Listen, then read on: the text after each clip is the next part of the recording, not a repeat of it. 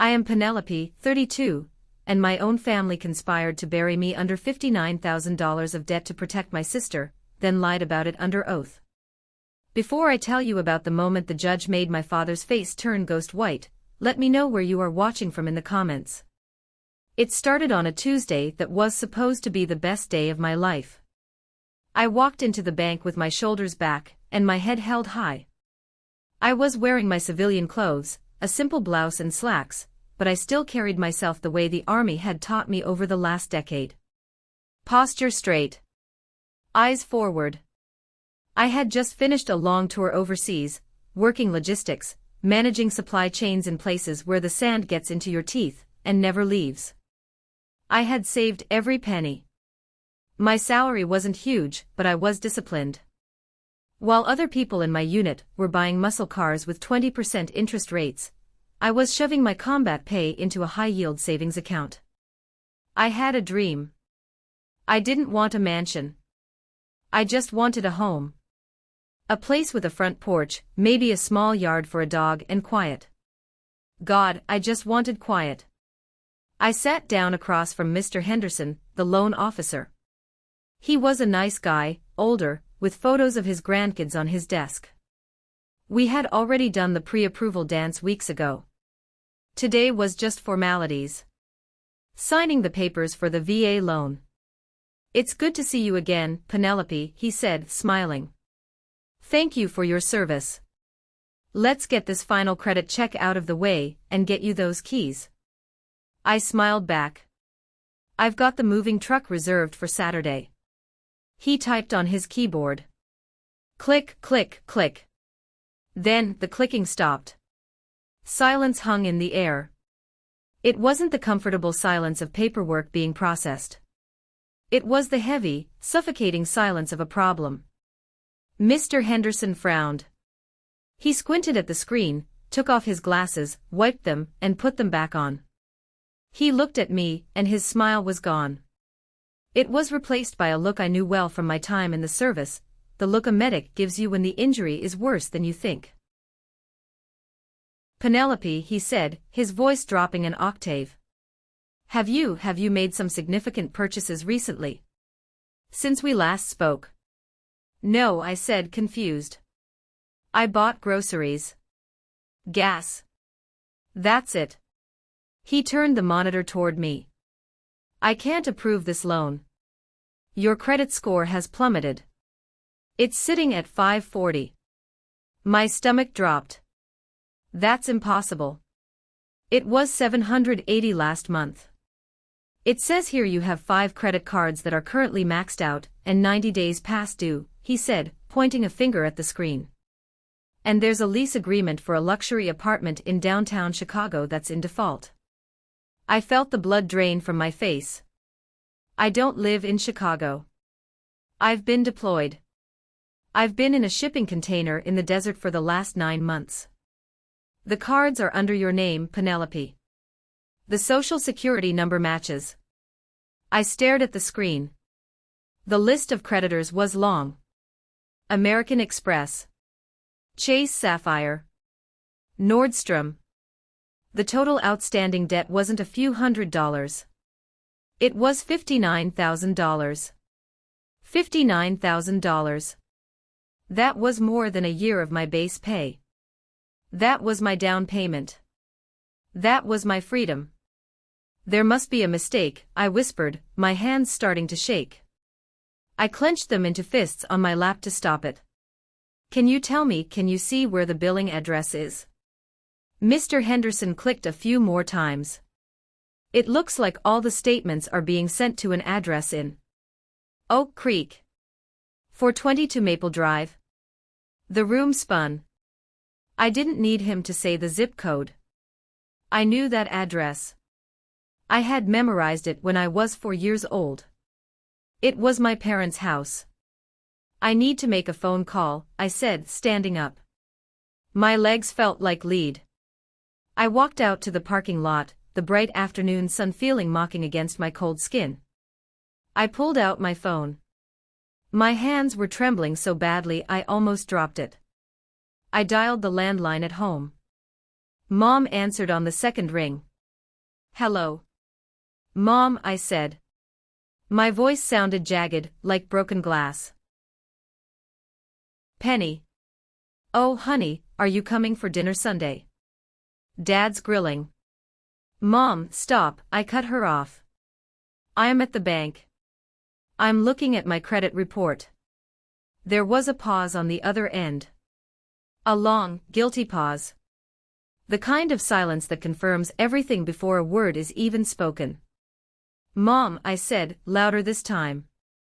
Why do I have $59,000 in credit card debt sent to your house? Penny, listen, her voice went into that frantic, hushed whisper she used whenever she was trying to smooth over Dad's temper or my sister's messes. It's complicated. No, it's not complicated. It's fraud. Who did it?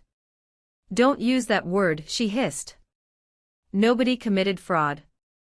We needed to help Tiffany. Tiffany. Of course. My younger sister. The golden child. Dad's pride.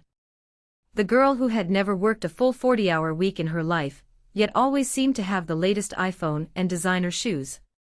You opened credit cards in my name for Tiffany? I asked, my voice rising. People in the parking lot were staring, but I didn't care. She was in a bind, Penny. Her boyfriend, Kevin, he lost his job, and they needed a place to stay, and you know how strict landlords are about credit. So you gave her mine. I screamed. You gave her my identity. We were going to pay it back. Mom cried. Before you even noticed.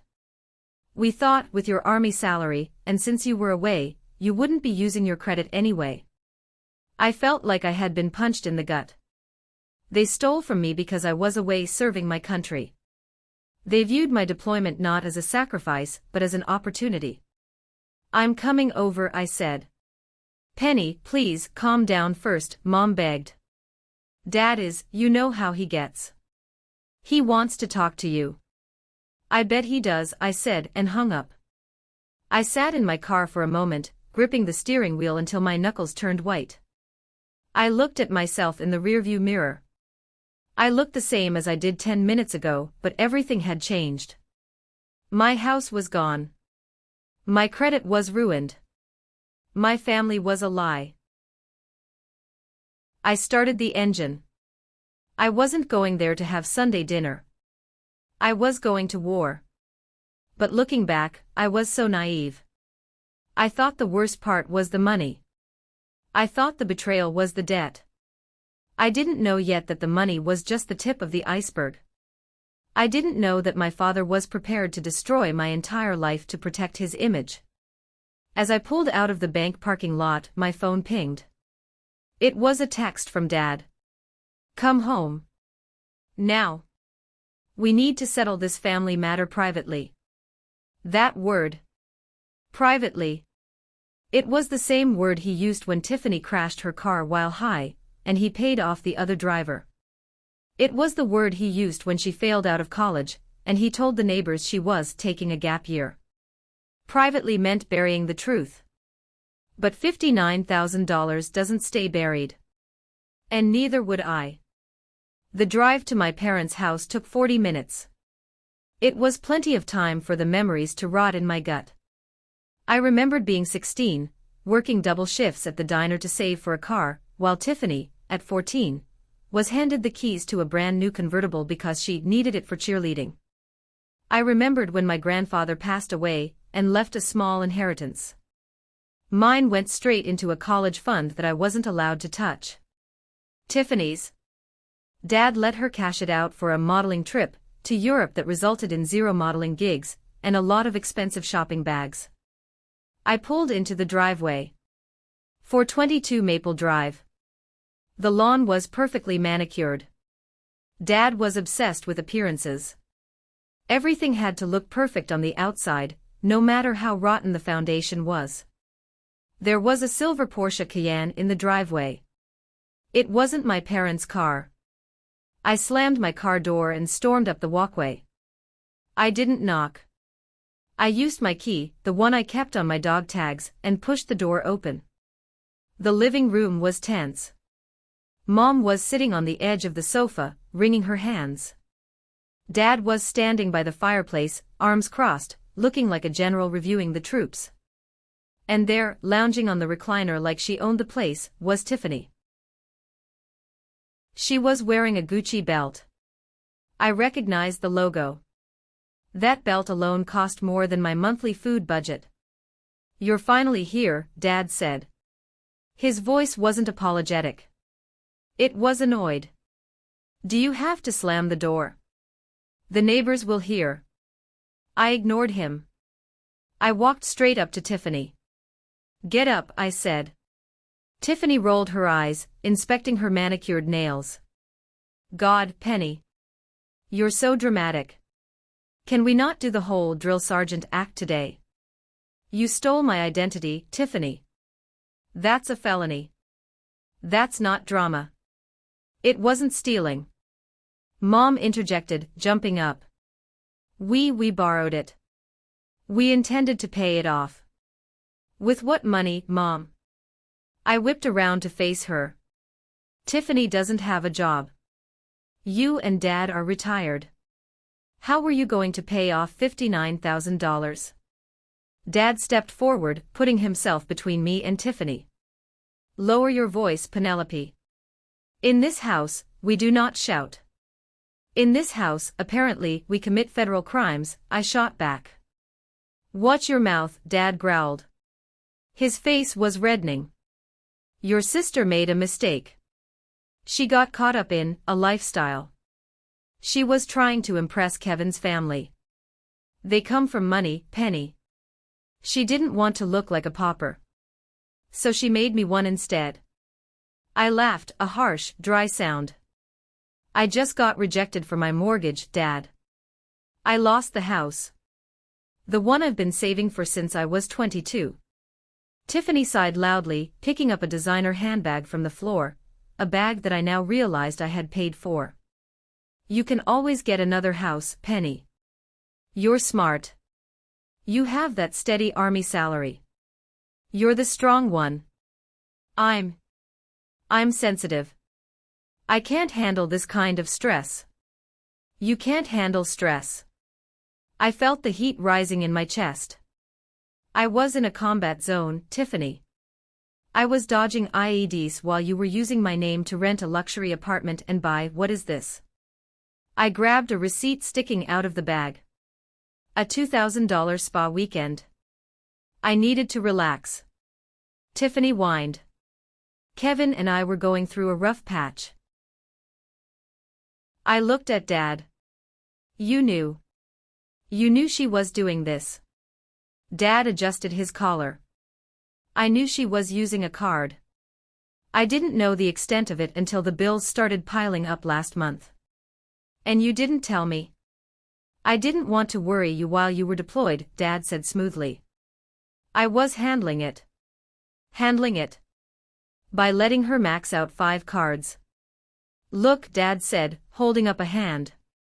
"Here is the plan. We are going to consolidate this debt. I will take out a second mortgage on the house if I have to. We will pay it off. But you need to calm down. I don't want you to pay it off eventually, Dad. I want my credit score fixed now. I want my name cleared. And the only way to do that is to file a fraud report." The room went dead silent. Tiffany sat up straight for the first time. Mom gasped. Dad's eyes narrowed into slits. He took a step closer to me, invading my personal space. This was his intimidation tactic. It had worked when I was 10. It didn't work now. "You will do no such thing," he said, his voice low and dangerous. "It's the only way to remove the debt from my record immediately," I said, holding my ground. "I have to file a police report stating that these accounts were opened without my consent." "If you file a police report," Dad said, enunciating every word, "they will arrest your sister." "She committed a crime, Dad." "She is your sister," Dad shouted, finally losing his composure. "She is family. You do not send family to jail. What is wrong with you?" Have you become so cold? She didn't act like family when she ruined my future to buy handbags. I yelled back. Let it go, Penelope, Dad commanded. Let it go. She's your sister. She's fragile. A criminal record would destroy her life. She would never get a decent job. Her reputation would be ruined. What about my reputation? I asked, tears stinging my eyes. Not from sadness but from pure, unadulterated rage. I have a security clearance, Dad. If the army finds out I have massive defaulted debt, I could lose my clearance. I could lose my rank. I could get discharged. Did you think about that? Dad waved his hand dismissively. You'll be fine. You always land on your feet. You're a survivor. Tiffany isn't like you. She needs protection. There it was. The truth that had defined my entire childhood. I was the workhorse, Tiffany was the show pony. I was expected to sacrifice so she could shine. I was the shield, she was the one being protected. I am not going to eat $59,000 of debt, I said, my voice shaking. I am not going to pay for her luxury apartment and her Porsche lifestyle. I told you we will pay it. Dad snapped. It might take a few years, but we will handle it. And until then, I can't buy a house. I can't get a car loan. I can't even get a credit card. You have to make sacrifices for family, Mom whispered, tears streaming down her face. Please, Penny. Don't be vindictive. Vindictive. The word hung in the air like smoke. I looked at them. My mother, weak and enabling. My father, a bully protecting his favorite creation. And Tiffany, looking at me not with remorse, but with annoyance that I was inconveniencing her. I realized then that if I accepted this, it would never end. In 5 years, it would be something else. A car accident. A lawsuit. Another debt. I would be their safety net forever, catching them while they cut the ropes holding me up. I'm not being vindictive, I said quietly. I'm being just. I turned to leave. If you walk out that door and go to the police, Dad called out, his voice turning to ice, you are no longer my daughter. I will cut you off. You will not be welcome in this house. I stopped with my hand on the doorknob. My heart was pounding so hard I could hear it in my ears. This was the ultimatum. The nuclear option. I looked back at them one last time. Tiffany was smirking, sure that Daddy had won, sure that Penelope would fold like she always did. You stole my past, I said, looking at the photos on the mantel, all of Tiffany, none of me. You stole my money. You tried to steal my future. I guess stealing a father isn't much of a stretch. I opened the door. You'll regret this. Dad roared. You ungrateful brat. After everything I gave you. I slammed the door shut, severing the connection. I walked to my car, got in, and locked the doors. I didn't cry. I didn't scream. I felt a cold, hard resolve settling in my chest. I pulled out my phone and searched for the nearest police precinct. It was time to stop being the daughter. It was time to be the soldier. The police station smelled of stale coffee and floor wax. It was a stark contrast to the lavender-scented air freshener at my parents' house, but to me, it smelled like sanity. I sat at a metal desk across from Officer Miller. He was a heavy-set guy with tired eyes, the kind of cop who had seen everything and was surprised by nothing. He held a black pen hovering over the paperwork. You understand what you're doing, right, Ms. Sterling? He asked, looking over his reading glasses. Once this ball gets rolling, you can't stop it. Identity theft over $10,000 is a felony. Since it's family, the DA usually pushes hard because they hate domestic fraud cases. I understand, I said. My voice was steady, even if my hands were clenched in my lap. And you're naming your sister, Tiffany Sterling, as the primary suspect. Yes. He nodded and started writing. Okay. We'll need copies of the credit reports, the affidavits from the banks, and any communication you have where they admit to it. I have texts, I said, pulling out my phone. My mother admitted it an hour ago. I spent the next 2 hours filing the report. Every page I signed felt like I was signing a divorce decree from my childhood. Affidavit of forgery. Declaration of unauthorized use. Legal terms that meant I was tearing my family apart to save myself. When I walked out of the station, the sun was setting. I felt lighter but also terrified. I knew the storm was coming. It hit the next morning. I was staying at a motel because I couldn't go back to the base housing until my paperwork cleared, and I obviously couldn't go home. My phone started blowing up at 10 a.m. It was Sarah, my best friend from high school. She was the only person outside the family I had told. Penny, she said, sounding breathless. Did you see? See what? Go on Facebook. Now. I opened the app. There on Tiffany's profile was a live stream video. It was recorded an hour ago. In the video, Tiffany was crying, ugly, theatrical crying, while standing in the driveway of my parents' house.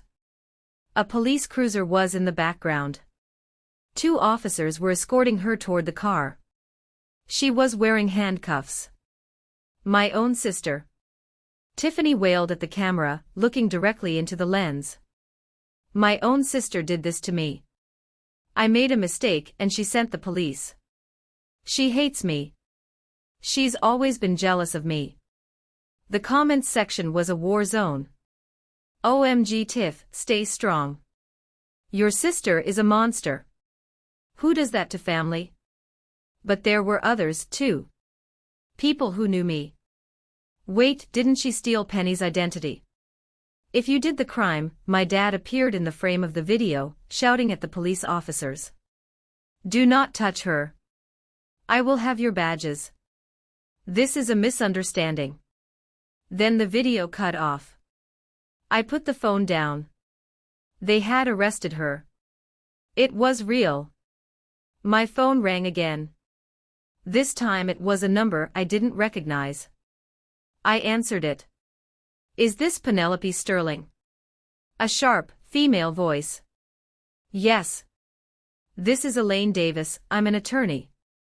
I've been retained by your father, Frank Sterling, to represent your sister. My heart sank. Dad had hired Elaine Davis. She was the most expensive criminal defense lawyer in the county. Her retainer alone was probably $20,000. He wouldn't help me with college, but he would burn his retirement fund to keep Tiffany out of prison. What do you want? I asked. I'm calling to offer you a settlement, she said smoothly. If you drop the charges and recant your statement to the police, tell them it was a misunderstanding and you gave verbal permission, your father is willing to sign a promissory note to pay you back the $59,000 over the next 10 years. 10 years? I scoffed. And I have to lie to the police. That's filing a false report. That's a crime. It's a family dispute, Ms. Sterling. We can frame it as a miscommunication. If you proceed, we will be forced to take this to trial. And I warn you, we will fight vigorously. Fight what? The evidence is clear. The cards are in my name. The signatures aren't mine. The IP addresses are at their house.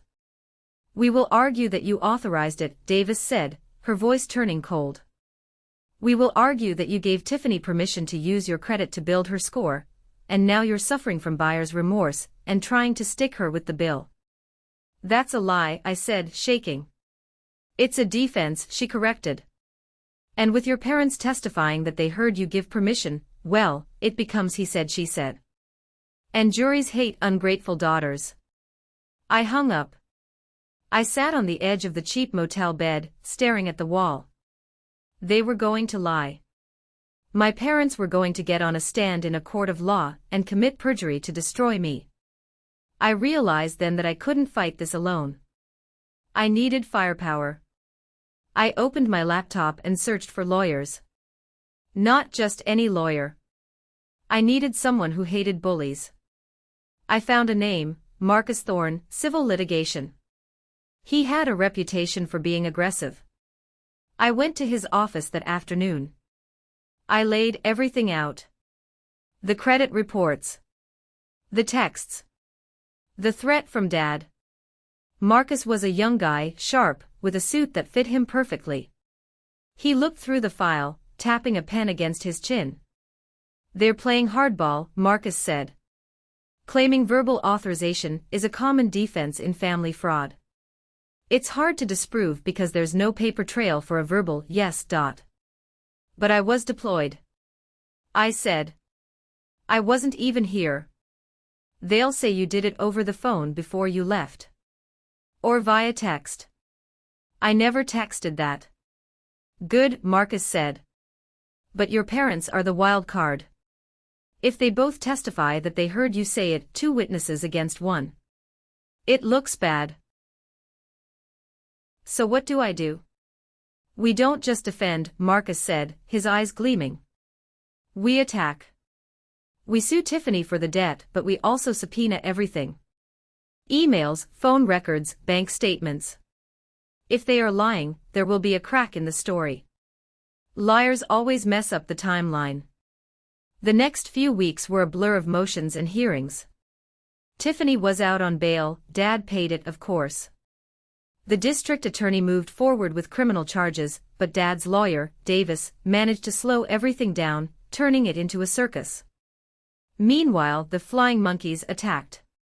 That's what Sarah called them. The family members that the narcissist recruits to do their dirty work. My cousin Mike sent me a message. "I can't believe you're doing this to your dad. He looks 10 years older. You're killing him, Penny. Hope the money is worth it." My Aunt Brenda posted passive-aggressive quotes on Facebook about forgiveness, and how blood is thicker than water. I was isolated. I was the villain in my hometown's narrative. The ungrateful daughter attacking her poor, defenseless sister. But then, I got a lifeline from an unexpected place. It was late one night, about 3 weeks before the trial. My phone rang. It was my Aunt Linda, Dad's younger sister. We hadn't spoken much in years because Dad bullied her, too. "Penny," she whispered. "Aunt Linda. Listen, I can't talk long. Your dad would kill me if he knew I called." "What is it?" "I was at their house yesterday helping your mom with some boxes. They're clearing out the study to make a guest room for Tiffany's lawyer to stay in, God knows why." "Okay. I saw something, Penny. On your dad's old computer. He left his email open." My grip tightened on the phone. "What did you see?" "He sent an email to Tiffany back in February. It was right after the first credit card bill came. He knew, Penny. He knew back then." "February?" I did the math. That was 6 months ago. Before I even came home. He told me he didn't know until the bills piled up last month. He knew, Linda confirmed. And in the email, he warned her. He said something specific. Something about you. What did he say? He said, "We have to keep this from Penny until she signs the mortgage papers, or she'll never leverage the house to pay this off." I felt a chill run down my spine. It wasn't just covering up a mistake. It was premeditated. They were waiting for me to buy the house, so they could pressure me to take out a second mortgage to pay off Tiffany's debt. They wanted to enslave me to the bank to free her. "Did you get a copy?" I asked.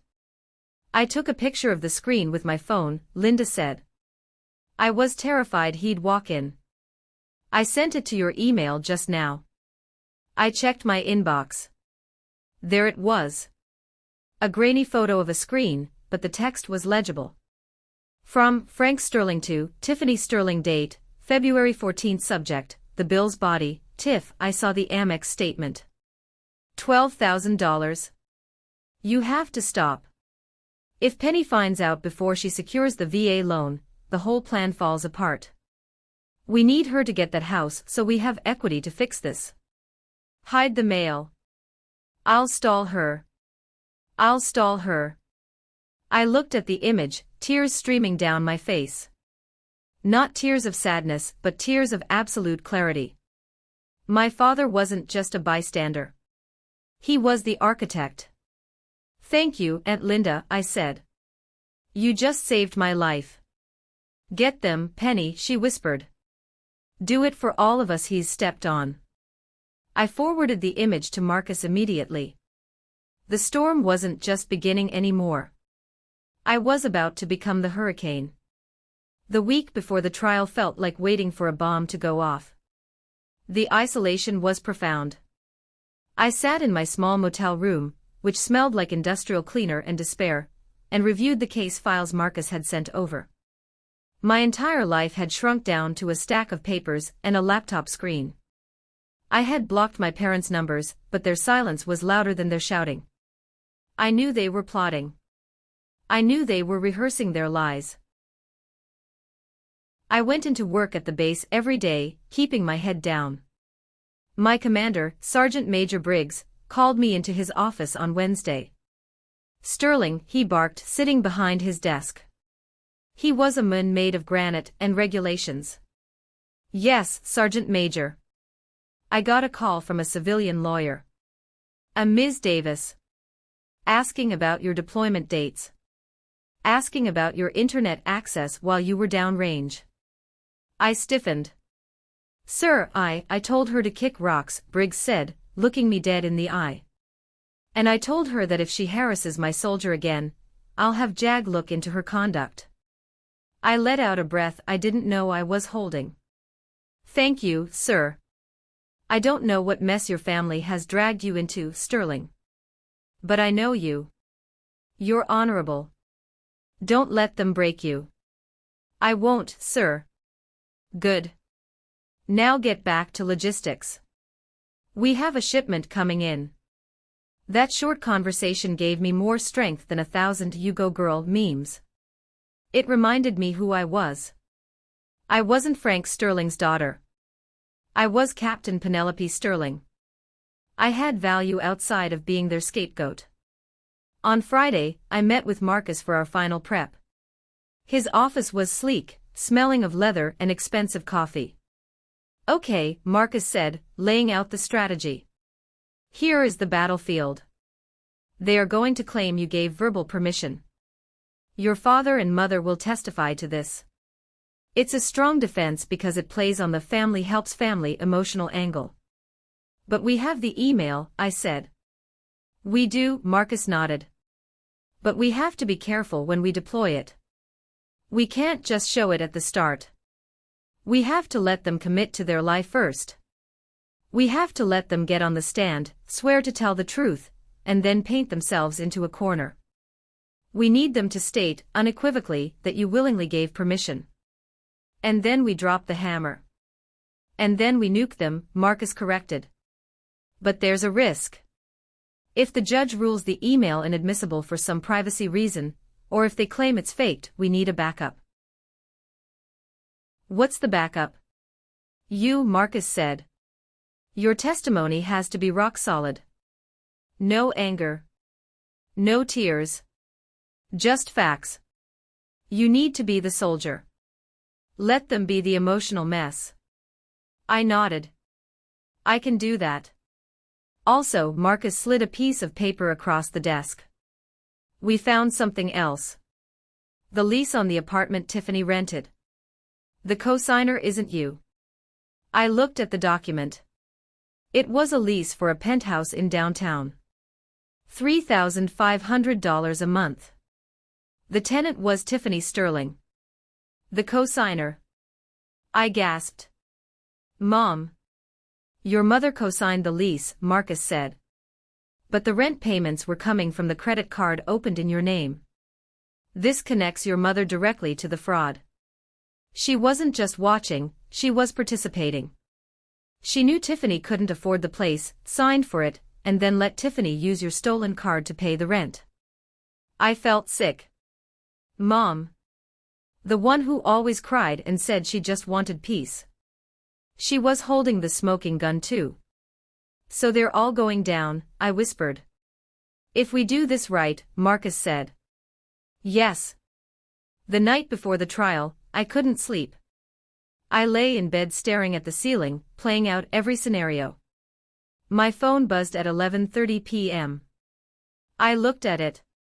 A text from Dad. I had blocked his number, but voicemails and texts from blocked numbers still showed up in a separate folder on my Android. I shouldn't have looked, but I did. Last chance, Penny. Don't make me destroy you in court tomorrow. Remember who raised you. Remember who paid for your braces. Drop the case, and we can be a family again. Paid for my braces. That was his leverage. I didn't reply. I turned the phone off. I remembered who raised me. That was exactly why I was going to court. I was raised by a man who taught me that image was everything and truth was negotiable. I was raised to be a prop. Tomorrow the prop was going to speak. The courtroom was freezing. Why are courtrooms always so cold? It felt sterile, impersonal. The wood paneling was dark, the lighting fluorescent. I sat at the plaintiff's table with Marcus. On the other side, the defense table looked crowded. Tiffany was there, wearing a modest, high-neck sweater, a calculated attempt to look innocent, very different from her usual low-cut tops.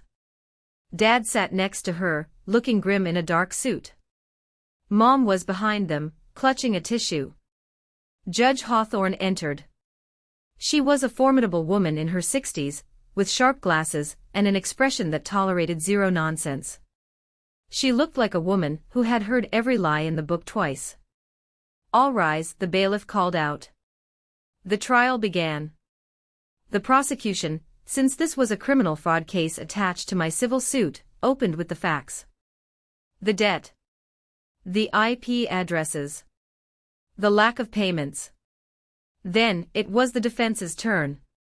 Lawyer Davis stood up, smoothing her skirt.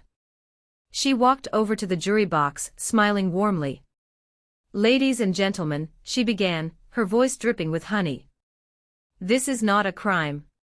This is a tragedy. A family tragedy.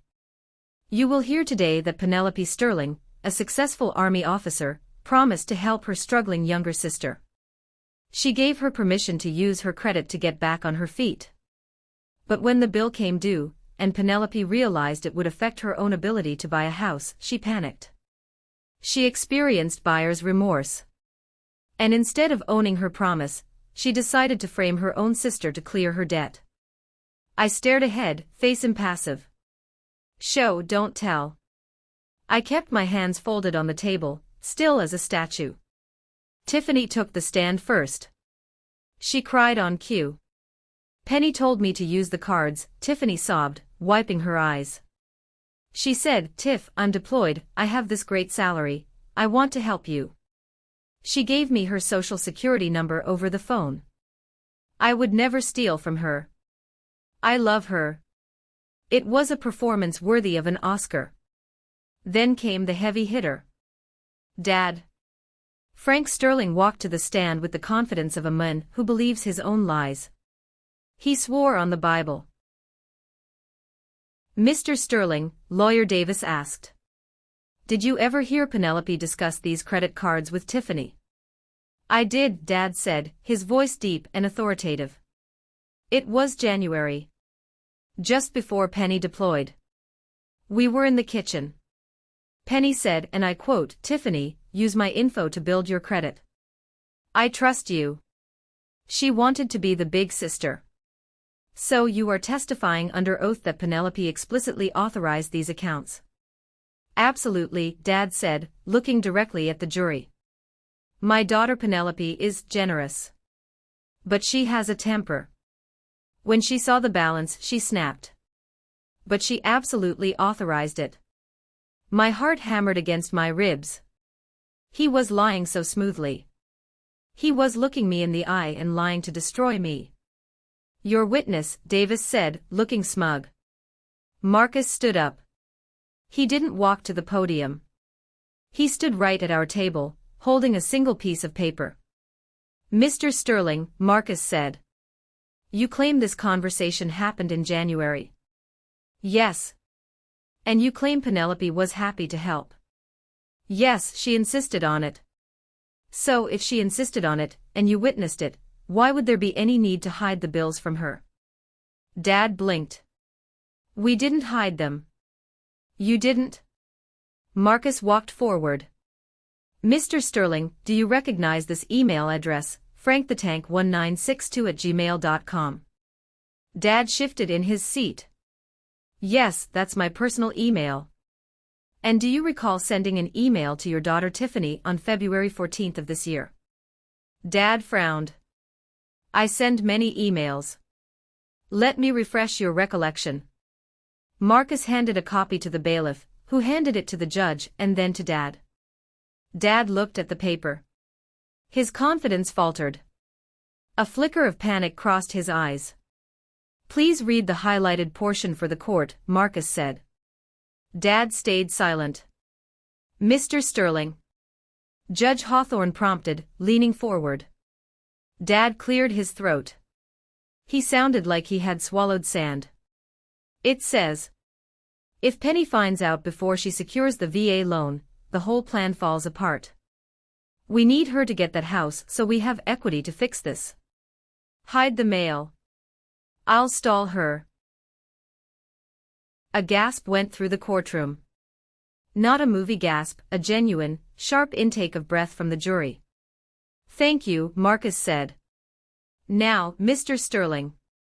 If Penelope had authorized this debt in January, as you just swore under oath, why would you need to hide the mail and stall her in February? Why would the whole plan fall apart if she found out? Dad opened his mouth, but nothing came out. He looked at Davis, his lawyer, but she was staring down at her notes, knowing he was toast. Dad stammered. I meant. Did you mean that you were conspiring to defraud your daughter? Marcus pressed. No. I was trying to manage the situation. By lying to her. By protecting the family. Dad shouted. And is lying to this court also part of protecting the family? Objection. Davis stood up, but it was weak. Sustained, Judge Hawthorne said, but her eyes were fixed on Dad. Counsel, I think we've heard enough from this witness. But I have a question. The room went deathly silent. This was it. The moment everything turned. Judge Hawthorne took off her glasses. She looked at Dad with a mixture of pity and disgust. Mr. Sterling, she said, her voice cutting through the air like a knife. You just admitted to stalling the plaintiff to secure a loan based on false pretenses. That is mortgage fraud. But my question is about the timeline. She picked up the evidence file. You swore Penelope gave permission in January. Yet, in this email from February, you refer to the plan falling apart if she finds out. My question is simple. If she gave you permission, why were you so terrified of her finding out? Dad froze. It wasn't just a pause. He physically froze. His mouth hung slightly open. His eyes darted left and right, looking for an escape route, but there was none. The logic trap had snapped shut. If I had said yes, there was nothing to hide. Since they were hiding it, I clearly hadn't said yes. He couldn't answer. Any answer he gave would confirm the lie.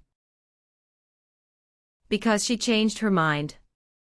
No, the email said, if she finds out, implying she didn't know. Because we spent too much. That admits that. Furthermore, Judge Hawthorne said, turning her gaze to the back of the room where Mom was sitting. I am forwarding the transcript of this trial, and the evidence regarding the lease agreement to the district attorney's office. It appears Mrs. Sterling was a co-conspirator in this fraud. Mom put her hand over her mouth, her face turning ashen. I walked out of the courtroom into the hallway. The marble floors echoed with the sound of my heels. I felt strange. I expected to feel triumphant, like in the movies. Instead, I felt a deep, hollow exhaustion.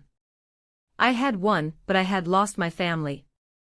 The doors burst open behind me. It was Tiffany. She wasn't in handcuffs yet, she was out on bail pending sentencing, but she looked deranged. "Are you happy?" she screamed, her voice echoing in the hall. "Are you happy now? You ruined everything." I turned to face her. "I didn't steal your identity, Tiffany." "You did. You could have paid it," she spat. "You have money. You have a career. I have nothing." "You have nothing because you never worked for anything," I said calmly. "And now, you're going to have to work very hard to pay me back."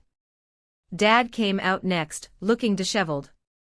The bailiff was giving him a moment before processing him. He saw me and stopped. "Penelope," he said. His voice was a mix of anger and desperation. "How could you?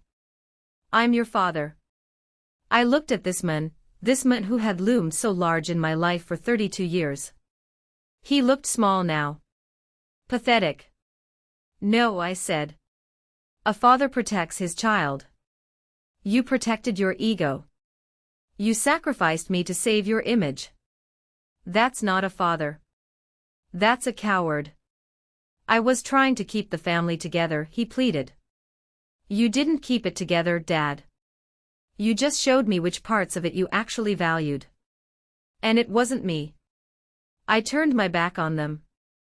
"If you walk away," he shouted, recycling his favorite threat, "don't bother coming back.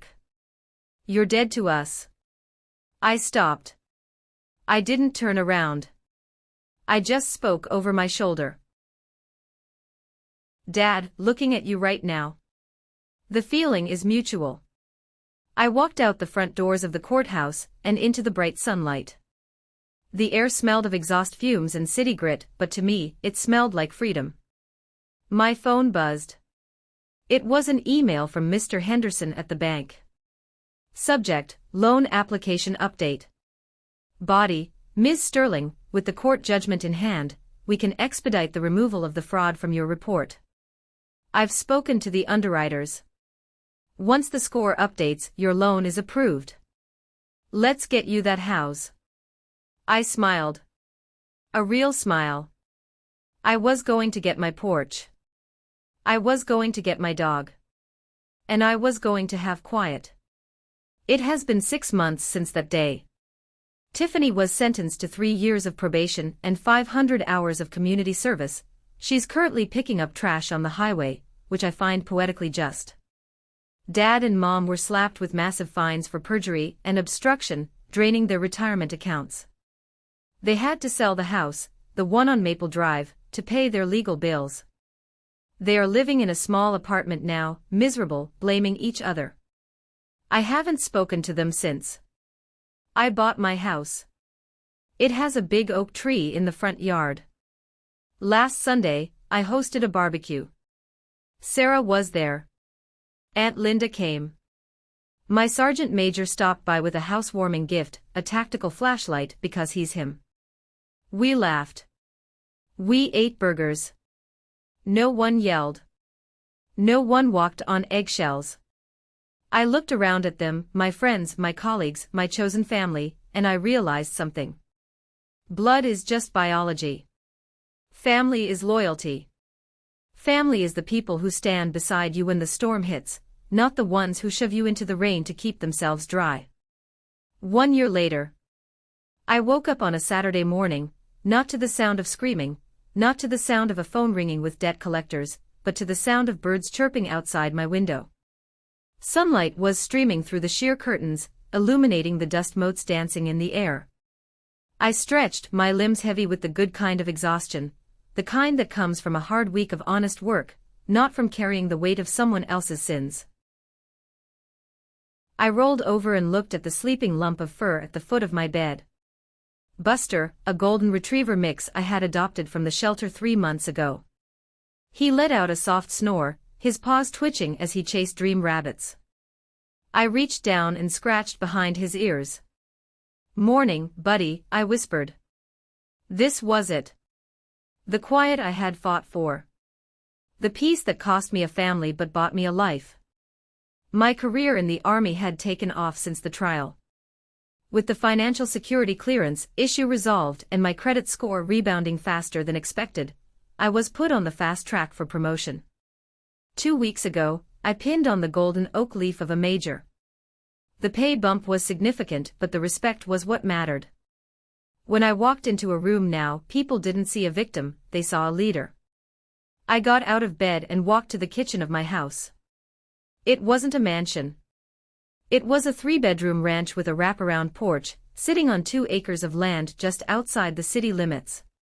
It needed work, the cabinets were dated and the master bath was stuck in the 80s, but every nail, every board, every blade of grass belonged to me.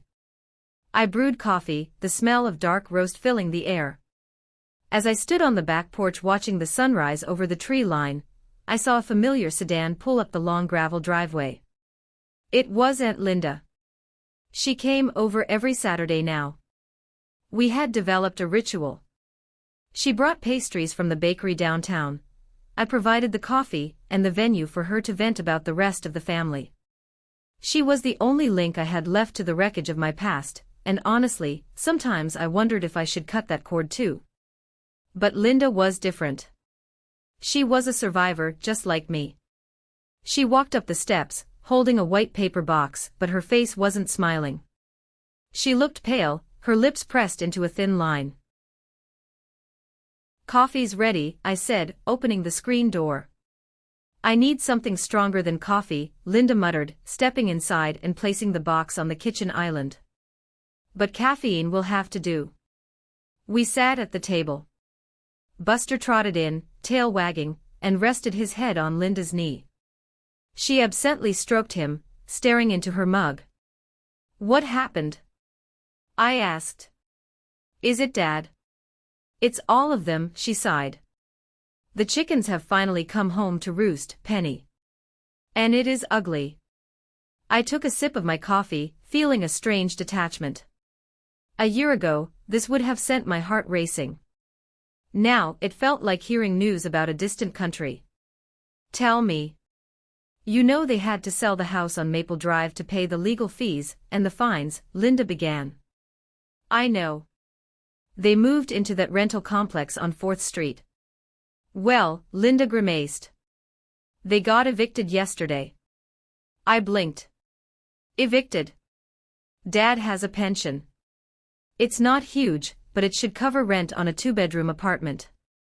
"He had a pension," Linda corrected. She looked up at me, her eyes wide with disbelief. "Penny, you are not going to believe what your sister did." I set my mug down. "Try me." So Tiffany has been living with them since her boyfriend Kevin finally dumped her after the trial. She's been doing her community service, complaining every day. But apparently she wasn't just sitting around moping. She got access to your dad's laptop again.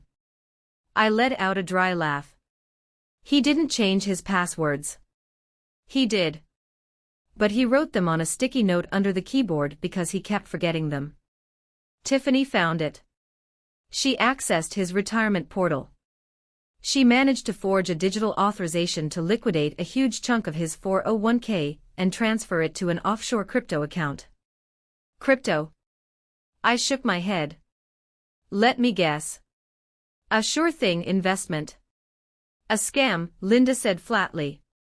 She thought she could double the money in a week, pay Dad back, and keep the profit to move to LA and start over.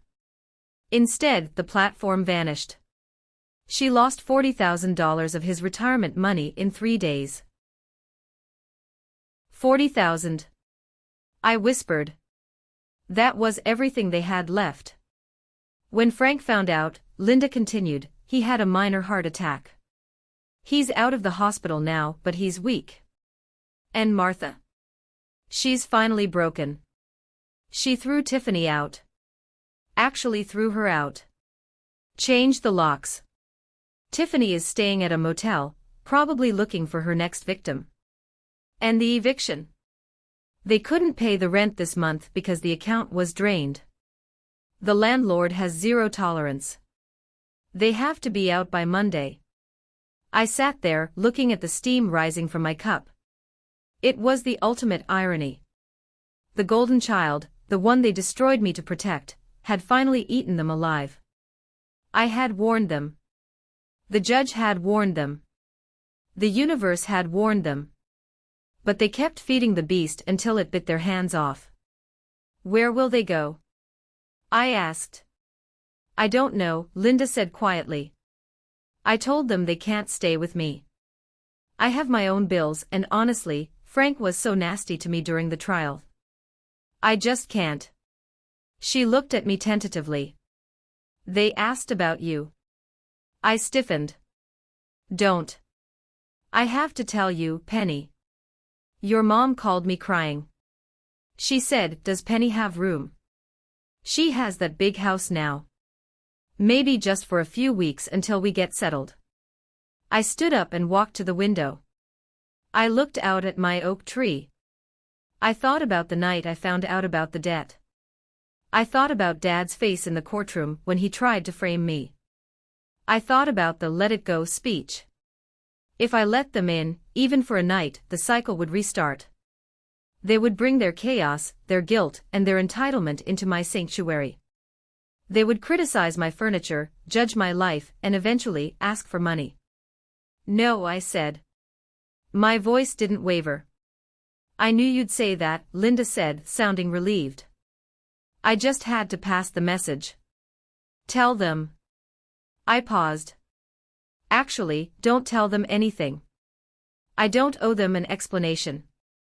My answer is just no. Good for you, Linda said, taking a bite of a Danish. Break the cycle. That afternoon, I needed to get out of the house. The news had unsettled me more than I wanted to admit. Not because I felt guilty, but because it was a grim reminder of how close I had come to being dragged down with them. I drove to the premium grocery store in the next town over, the one with the really good butcher counter. I wanted to treat myself to a ribeye steak for dinner. I pushed my cart through the produce section, selecting organic spinach and heirloom tomatoes. I was looking at the prices, not worrying about the total, just calculating the quality. It was a luxury I never took for granted. As I turned the corner into the canned goods aisle to get some broth, I froze. There, standing in front of the discount soup display, was my mother. She looked 10 years older than the last time I saw her. Her hair, usually dyed a perfect blonde, was showing inches of gray roots. She was wearing a coat that looked too big for her. She had lost a lot of weight. She was holding a calculator in one hand, and a dented can of generic chicken noodle soup in the other. She was muttering to herself, doing the math. If I get 3 of these, we have enough for Tuesday. My breath caught in my throat. This was the woman who had signed a lease for a luxury penthouse for my sister while I was eating MREs in the desert. This was the woman who sat silently while her husband called me a liar in court. I could have turned around. I could have abandoned my cart and walked out. But I didn't. I wasn't the one who needed to hide. I kept walking. The wheels of my cart squeaked slightly. Mom looked up. Her eyes met mine. For a second there was no recognition, just a tired woman looking at a stranger. Then it hit her. Her eyes widened. Her hand holding the soup can trembled. "Penny," she whispered. Her voice was raspy. I stopped my cart a few feet away from her. "Hello, Martha." I didn't call her Mom. I couldn't. "Oh, Penny," she took a step toward me, dropping the can into her basket. "Look at you. You look wonderful. That coat is beautiful." "I'm doing well," I said politely, the way you speak to an old acquaintance you don't particularly like. "We miss you," she blurted out, tears welling up in her eyes. "Your father, he talks about you. He's so sorry, Penny. We're all so sorry. Things have been really hard." She was doing it. The manipulation. The pity play. She was waiting for me to ask, "What's wrong?" so she could unload the burden and wait for me to open my wallet. "I heard," I said simply. She paused, hope flickering in her eyes. "You heard? Then you know about Tiffany.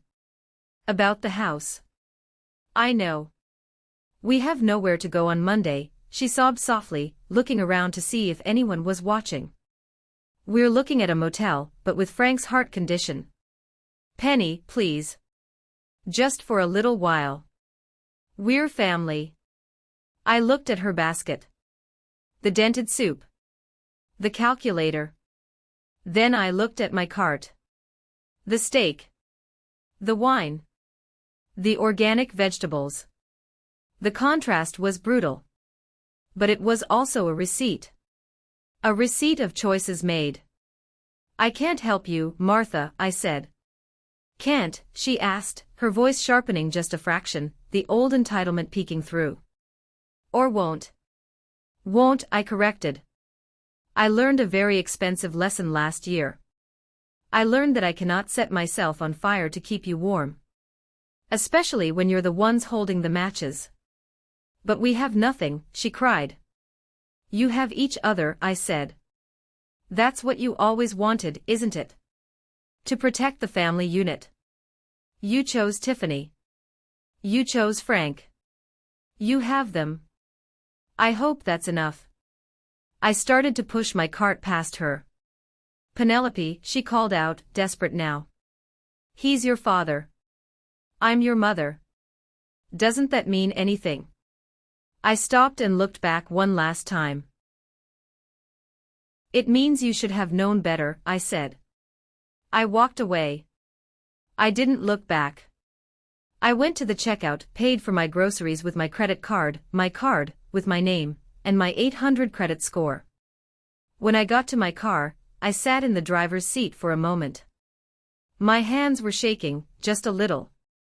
But I wasn't sad. I felt a profound sense of closure. The cord hadn't just been cut, it had cauterized. I drove home, the radio playing a song I loved. I didn't think about the dented soup. I thought about how I was going to season my steak. That evening, I sat on my back porch as the sun went down.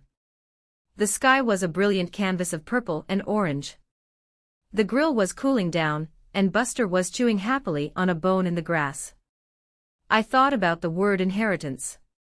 Most people think of inheritance as money, land, or jewelry passed down from parents to children. My parents had planned to leave me nothing. In fact, they tried to leave me with negative equity. They tried to leave me a legacy of debt and shame. But as I sat there, sipping a glass of red wine, I realized I did inherit something from them. I inherited the knowledge of what not to be. I watched Frank be a bully, so I learned to be a protector. I watched Martha be an enabler, so I learned to have boundaries. I watched Tiffany be a parasite, so I learned to be self-sufficient. They were my anti-role models. And in a twisted way, I was grateful for the lesson. It was an expensive tuition, $59,000, and a broken heart, but I had graduated with honors. My phone buzzed on the patio table. It was a text from Sarah. "Hey. Just saw a moving truck at the old Maple Drive place. New owners moving in. End of an era." I smiled and typed back, "No. Beginning of a new one." I thought about the thousands of people out there who are currently sitting in that bank office, hearing the loan officer say denied. The people who are staring at credit card bills that aren't theirs. The people who are being told by their families to let it go and keep the peace. The peace they want you to keep is their peace of mind at the expense of your sanity. I went inside and opened my safe. Inside, I kept a folder. It contained the court transcripts, the police report, and that printout of the email Aunt Linda had sent me. For a long time, I thought I needed to keep these. As proof. As a shield in case they ever came back. But after seeing my mother in the store today, I knew they weren't coming back. Not really. They were ghosts. They had no power over me anymore. The fear that had gripped my father's face in the courtroom when the judge asked that question, that was the moment the power dynamic shifted forever. He realized he couldn't control the narrative anymore. I took the folder out to the backyard. I had a small fire pit where I burned fallen branches. I struck a match. I threw the papers in, one by one. I watched the police report curl into ash. I watched the transcript of Tiffany's lies turn black and crumble. I watched the email, the evidence of my father's betrayal, catch fire. The flames licked at the words, "Hide the mail," and "I'll stall her," before turning them into smoke that drifted up into the night sky. It was a funeral for the daughter I used to be. The daughter who begged for approval. The daughter who thought love was something you had to buy. She was gone. And the woman standing in the firelight was free. I am Major Penelope Sterling. I own my home. I own my career. I own my future. And most importantly, I own my name. No one gets to use it, borrow it, or tarnish it ever again. Life isn't perfect. I still have days where I feel the phantom pain of the amputation. Holidays are quiet, sometimes a little lonely. But I have learned that loneliness is far better than the crowded noise of betrayal. I have my chosen family. Sarah, who never doubted me. Aunt Linda, who found her courage through mine. Sergeant Major Briggs, who reminded me of my honor. And I have you. The people listening to this story. If you take anything away from my journey, let it be this: your financial identity is your survival kit. In this world, your credit score, your savings, your good name, these are your armor. Do not let anyone strip that armor from you, not even the people who share your DNA. Especially not them. Love is unconditional. Access to your bank account is not. I kicked dirt over the dying embers of the fire. The papers were gone. The past was ash. I whistled for Buster. "Come on, boy. Let's go inside." He bounded up the stairs, happy and unburdened. I followed him, closing the door firmly behind me, locking it tight. The house was quiet. And it was beautiful. Thank you for listening to my story. It wasn't easy to relive, but if sharing this saves even one of you from going through what I did, it was worth it. This experience taught me a hard lesson about financial infidelity. We often talk about cheating in relationships, but financial betrayal within families is just as devastating. Here is the reality: check your credit regularly. Don't wait until you're buying a house. Services like Credit Karma are free. Set up alerts. No is a complete sentence. You are not obligated to light yourself on fire to keep others warm, even if they are your parents or siblings. Document everything. If I hadn't filed that police report, I would still be paying off Tiffany's luxury life today. The legal system deals in facts, not feelings. I want to hear from you. What is the biggest lesson you took away from my journey? Or if you simply agree that we need to protect ourselves and our peace, comment the word "good" below. Seeing that word tells me that you stand with me, that you value justice, and that we are building a community of strong, independent people who won't be taken advantage of. Stay safe, protect your name, and remember, real family builds you up, they don't bankrupt you.